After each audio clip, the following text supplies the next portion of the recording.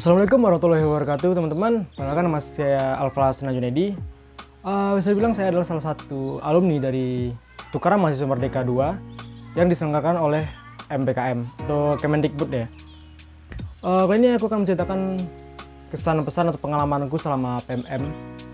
Yang dimana aku PMM ini ngambil di kampus Amikom Yogyakarta, yang itu di Jogja.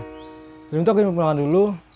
Aku berasal dari kampus Universitas Islam Riau di Riau, dari mana aku memilih Amikom Yogyakarta sebagai kampus tujuanku. Dari mana di sana aku mengambil ilmu komunikasi. Seperti kalian tahu atau mungkin kalian nggak tahu nih, Amikom Yogyakarta itu adalah sebuah kampus yang dimana mereka yang memproduksi film Battle of Surabaya. Yang dimana kali ini aku menceritakan pengalamanku selama PMM dari awal sampai habis, mungkin yang singkat-singkatnya aja. Nah, yang pertama, kalau kalian ke PMM ini, kalian bakal mendapatkan benefit yaitu tiket gratis mau kemanapun itu, dan juga uang jajan, dan juga uang UKT. Untuk tiga ini emang udah benefit dari sana ya, dari PMM yang dapat. Yang dimana tiket pesawat ini kalian bebas mau kemana, bukan bebas kemana sih, maksudnya itu kayak misalnya kalian ke Jayapura atau ke Papua, tiket ini bakalan dapat gratis untuk ke sana. Dan juga tuh uang jajan kalian mendapatkan sekitar 1,2 selama sebulan. Itu hitungannya itu udah termasuk uang akomodasi, tempat tinggal, dan juga uang jajan kalian. Ini karena kebijakan yang kemas sekarang ya, yang di PMM 2, aku juga nggak tahu yang PMM 3 nanti gimana.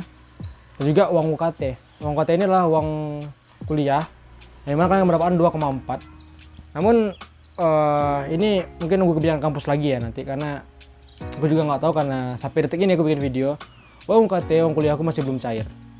Oke, sama kan pengalamannya. Untuk beberapa kampus yang mendaftar di PMM ini, mungkin ada yang menyediakan tempat tinggal gratis, ada juga tidak, atau kita harus mencari sendiri. Nah, beberapa kampus itu mereka ada yang menyediakan asrama, dan juga beberapa kampus lagi tidak menyediakan asrama, jadi kita harus mencari kosan sendiri, yang dimana kita harus survive harus mencari, mau itu di hari-hari kita sampai Jogja atau tempat kampus tujuan kita, atau kita sudah mencari di belakangan hari kalau kita punya keluarga di kota tersebut. Oke, pertama, kalau kalian mengikuti PMM ini, kalian bakal mendapat benefit yang mungkin belum kalian rasakan ya, yaitu berkuliah di kampus yang belum pernah kalian rasakan, atau kampus impian kalian deh pas mau masuk kuliah. Karena PMM ini kan kita dikasih kesempatan untuk bisa kuliah di kampus yang dimana kita belum pernah ngerasain. Contohnya nih, misal kamu pengen kuliah di UNY tapi kamu nggak lulus. Kebetulan di PMM UNY, Universitas Negeri Jakarta, mereka membuka atau mendaftarkan kampus mereka di PMM. Jadi kita bisa memilih kampus tersebut untuk menjadi kampus tujuan kita. Namun kalian itu bakal dikasih dua pilihan untuk mendaftar di kampusnya, antara kampus 1, kampus 2. Dan juga itu tiap kampus itu memiliki kuotanya masing-masing. Jadi kita tetap hoki-hokian sih masuk ke sana. Dan juga kalau kalian sudah sampai atau sudah terpilih, kalian bakalan terdaftar di kampus sana sebagai mahasiswa pertukaran atau student exchange, dan akan mendapatkan sebuah tiket yang akan digunakan untuk berangkat ke sana di hari yang sudah ditentukan oleh pihak PMM ya. Yaitu misalnya nih, kayak aku tanggal 26 aku berangkat ke Jogja, tanggal 28, 29 itu udah mulai perkuliahan. Ya sudah perkuliahan sih, pokoknya seperti itulah. Dan sudah sampai yang kepannya nih, kalian sudah dapat tiket, kalian sudah mempersiapkan semuanya. Untuk berkas-berkas itu mungkin nanti aja aku jelasin karena kepanjangan, ini pengen pengalaman aja. Sudah kalian sampai di kota kota tujuan, misalnya aku Jogja nih, anggap aku contoh aku lah di Jogja. Kalian sudah sampai di Jogja, kalian bakalan langsung dijemput oleh pihak kampus di bandara. Ingat, pihak kampus wajib menjemput mahasiswa PMM. Kalau tidak, kalian bisa ngelaporin ke PMM. Kalau misalnya kampus tujuan kalian tidak menjemput ya, itu masih bisa, kan bisa laporin. Dan mereka menjemput kita, akan mengantarin kita dari bandara ke kampus. Ke kampus. Karena untuk titik jemput dan antar itu di kampus. Terus sampai di kampus, kalian bakalan diajak briefing sebentar. Kalau aku sih briefing ya, dikasih briefing sebentar kayak pengenalan. Ini kampus Amikom, PIC itu sejenis yang ngebantu kita mengurus administrasi di kampus sana, dan juga siapa ketua dari PMM tersebut yang ada di Amikom. Sudah perkenalan, kalian bakalan dikasih waktu untuk kalau dikasih waktu kalian mungkin bakalan, kalau kampus ada asrama, kalian semua bakalan diantar ke asrama menggunakan bus atau menggunakan kendaraan yang ada. Sedangkan kalau kalian nggak ada asrama, kalau misalnya kampusnya nggak ada asrama, kalian kan bakalan ngekos tuh. Nah, kalian bakalan diantar ke kos tempat kalian masing-masing, jauh apapun jarak ya. Dan juga aku saranin nih sih, kalau kalian berkuliah dan nggak dapat asrama, cuman dapat kos-kosan, carilah kos-kosan yang dekat dengan kampus, yang kira jalan kaki bisa. Kayak kampus aku, kayak kosanku deh. Aku ke kos itu, dari kos ke kampus itu cuma jalan kaki butuh sekitar 3-5 menit kalau nggak salah ya. Dan juga cukup dekat, yang cuma sekitar 400 meter jalan kaki doang sampai kampus. Dan juga harga kosnya juga murah ya, karena kosongan di Jogja, kosongan itu masih murah. Nah, sudah itu kalian bakalan dapat free time sama berapa hari sebelum penyambutan. Mana kalian bebas lah, misalnya mau jalan-jalan atau mau menikmati kota Jogja atau kota kalian tuju sama berapa hari. Sudah itu kalian bakalan ada hari mana kalian bakalan penyambutan, yang dimana rektor semua petinggi yang ada di kampus masuk Kaprodi itu bakalan ada di tempat penyambutan, di mana mereka akan memperkenalkan diri kalau mereka adalah ini, rektornya ini. Sudah itu penyambutan, kalian bakalan diajak keliling kampus. Misalnya kampusnya luas, kalian bakalan diajak keliling, atau misalnya kalian saya nih, aku nih anak Ilkom, aku bakalan diajak keliling ke tempat yang mana Ilkom itu melakukan semua hal-halnya seperti produksi, kelas, fasilitas kampus, dan segalanya deh. Nah, setelah itu kalian bakalan kuliah seperti biasa lagi di hari besoknya atau di minggu depannya, tergantung dari jadwal kuliah kalian sudah keluar atau belum. Karena tahu sendiri, aku itu ada aplikasi khusus dari kampus, namanya Amikom One. Itu aplikasi khusus yang hanya bisa diakses oleh mahasiswa sana. Nah, setelah kalian jadi mahasiswa, kalian bakalan mendapat yang namanya NPM atau nomor induk mahasiswa, dan juga passwordnya. Nah, dua ini yang akan kalian gunakan untuk login ke web mahasiswa atau ke aplikasi mahasiswanya. Yang dimana situ bakal ada jadwal kuliah, informasi tentang dosen, jadwal ujian, dan semua masuk nilai. Saya bilang sampai sini kalian hanyalah kuliah seperti biasa ya, sampai kalian pulang. Ada sekolah kuliah biasa, UAS, UTS, kuis, dan segala macamnya. Kalian bakalan dapat nemtek, oke? Nemtek seperti ini, tidak kelihatan ini. Setiap kampus PMM mereka bakalan ngasih nemtek untuk setiap anggota, untuk setiap mahasiswa yang ada di sana. Ya, nemtek ini nggak boleh hilang. Ingat, nemtek ini nggak boleh hilang selama kalian PMM, dan selama kalian berada di kelas itu harus dipakai ya, agar dosen di sana bisa membedakan bahwa kalian adalah mahasiswa tukaran dan bukan mahasiswa reguler lah bahasanya ya. Setelah itu kalian bakalan ada nama kegiatan itu modul Nusantara. Nah, di modul Nusantara nih kalian bakalan diajak jalan-jalan keliling kota, keliling kota, yang mana kalian akan diajarin tentang kebudayaan yang ada di daerah tersebut. Kalau Jogja ya banyak ya, ada museum, ada keraton, ada tempat wisata banyak deh, kayak ada pembuatan gerabah, pantai, ya banyak. Karena kalian bakalan terbagi di beberapa kegiatan.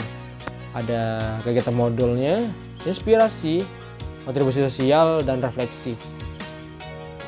Kegiatan ini akan kalian ikutin selama kalian PMM di sana. Dan untuk hari-harinya itu tergantung dari dosennya ya, dosen modul. Karena di modul Nusantara ini ada dosen dan LO. LO itu adalah mahasiswa seperti kita yang membantu dosen modul untuk membantu kita nih sebagai mahasiswa yang ada di kelompok dia melaksanakan modul Nusantara dengan lancar. Karena salah satu benefit dari PMM ini adalah jalan-jalan.